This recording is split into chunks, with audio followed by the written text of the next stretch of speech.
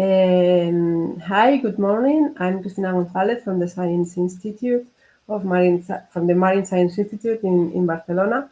And I'm going to present this work entitled Impact of Resolution on Observed SST Climatology and Variability that I've made with my colleague from Barcelona University, Javier Serrano, and my colleagues from my center, Aina García-Espriu and Antonio Turiel.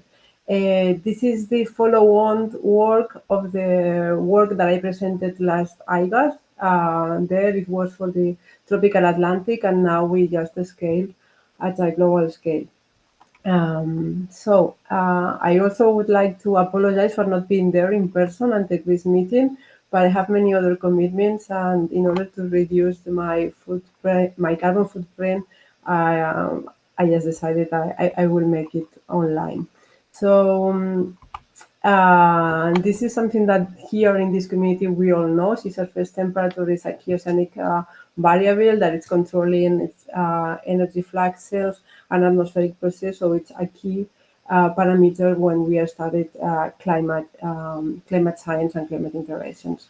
Mesoscale has been widely used and widely studied during last decades, and the new frontier is understanding the submesoscale dynamics and its impact on climate. This is why in this community we are making a lot of effort in developing high resolution observation system and observations that combine remote sensing and in-situ observations. Most of the climate-oriented SST observational datasets generally do not include satellite and are typically based on in-situ observations. So this is the main objective in this work, was to try to characterize SST climatology and variability at a global scale and assess the impact of resolution, spatial and temporal too. So for doing that, we have intercompared the most used climate-oriented SST observation, that's this ERSST and HadISST that has this spatial resolution. They are ordered from the coarser resolution to the highest spatial resolutions. They are given about monthly temporal resolution, and what is interesting here, and you have to recall, is that the ERSST just combine in-situ observations, where HadISST combine both satellite and in-situ, and the CSIC, the Climate Change Initiative SST product, combines just satellite and has this spatial resolution. So the period that we have used was the one that it's common for the CSIC dataset and goes from 1984 to 2016. So I will just briefly show you the methodology we have used to make this study. And here first we have computed the multi-year climatology for all datasets. And here all the figures that I will show now are given at the natural grid of each spatial of each dataset. And as you can see here, for the climatology we have similar global patterns and value for all datasets. The next step is computing the SST anomalies that are obtained by subtracting the multi-year climatology from the previous step to the original data. And here, what I'm showing is an example of the first year, 1984, and this is the SST anomaly for all the datasets. And here you will just begin to see the impact of spatial resolution, showing the CCI dataset, the more patterns and submesoscale activity as expected. The next step is detrending these anomalies by removing the long-term linear trend. Here I'm showing the trend for this period for all datasets, and as you can see, both all datasets show global warming in most of the global ocean, except of this known cold blob where we have a significant, where there is no significant global trend. We will, at the end of the presentation, I will just show you that they don't present a significant difference between all data sets, which is good. Next, the seasonal variability of SST is characterized by the standard deviation of the trended anomalies, and here you just can see as there are some difference emerging, and we are seeing that CCI has much variability especially in the western boundary regions and the retroflexion in Agulhas, but I don't want to make you a spoiler. We will see that later. So the first, here I'm showing the SST climatology comparison, and here I'm showing the annual mean.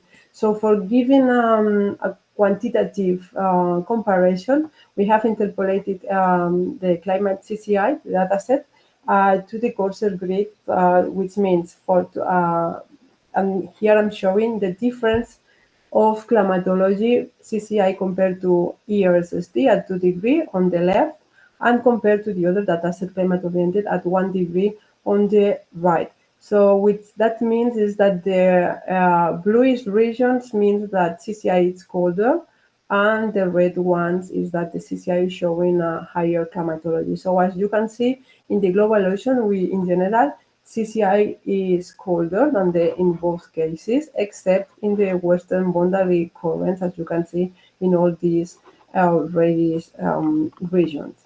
In all graphics, the solid black lines indicate the statistically significance at a 95% confidence level.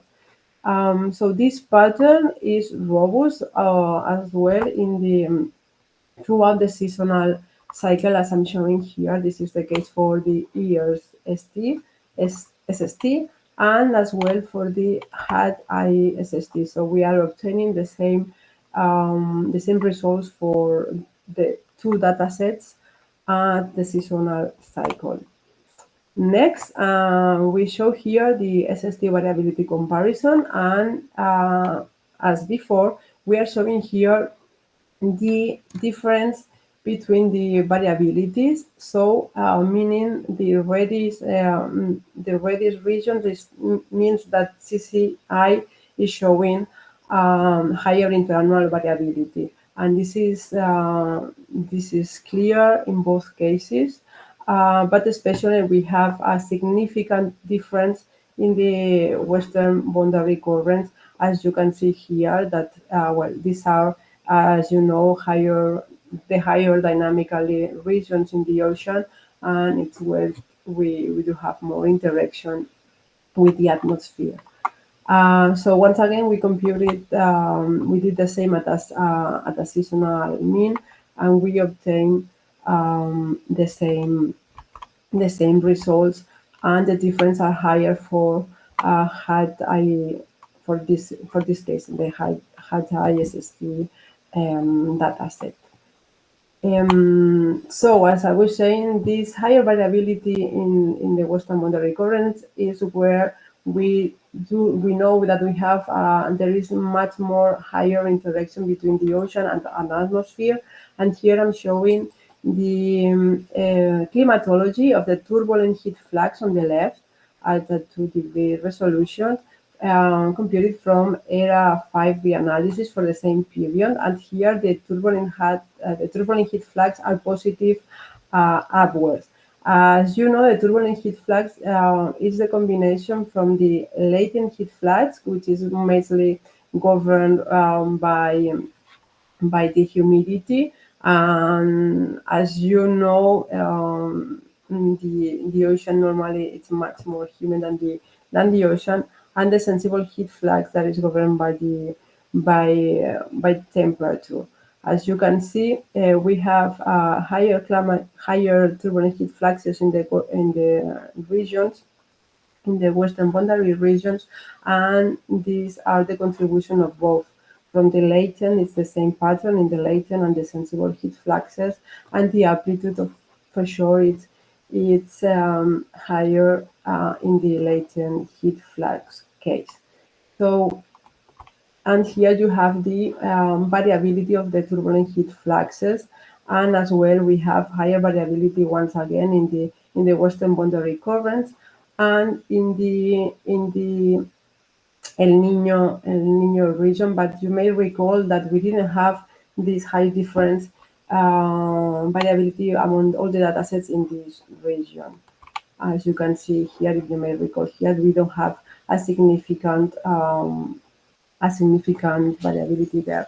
So what we want to see if this higher variability in CCI really implies a higher ocean atmosphere interaction. And for doing that, what we did was compute the anomalies of the turbulent heat flux at the same as I said before, and we computed the correlation of the SST anomaly versus the turbulent heat flux anomaly, and you have it here on the left. The example and the results going the correlation from -1 to 1 for 2 cases. And on the right, what we are showing is the difference in correlation between the correlation of so here we will compute the difference between these two graphics, and what we see is that if really we do have really higher correlation for CCI, again in the same regions where we did have a higher variability for this data set. And this is the case for HadISST, and as you can see, the results are really similar. We have computed, we did the same, and this is coherent and robust along throughout the seasonal cycle for both for ERSST and HadISST. And so what we are showing here is that really the impact of having this higher, the satellite is resolving higher variability in the western regions, and it implies that we are resolving higher ocean atmosphere interactions. And last but not least, as I promised in the introduction, I'm showing you here the trends once again for all the datasets, and we have computed, we have made an intercomparison as well for the 3 datasets, the same spatial resolution. So here on the top, I'm showing the difference of the trend between CCI and ERSST at 2 degrees, and on the bottom for the HadISST. And as you can see, we don't have significant difference for the trend. So this means that all datasets represent the same forcing signal. And to end, we have shown that the performance of the 3 datasets analyzing this study shows similar large-scale patterns for climatology and variability, but we have shown that there are consistent difference along the seasonal cycle, with CCI displaying more expansive and larger variability, especially in the western boundary currents, and that the difference in climatology are least apparent, but being CCI systematically colder than the other 2 datasets except on the west boundary currents. This higher variability in CCI dataset translates into a higher ocean atmosphere interaction. So these results are relevant for climate studies, since the datasets typically used in this study may have been underestimating SST variability, and then we need to translate these methods to the climate community and begin to use the satellite observations dataset. This is all from my side. Thank you for your attention.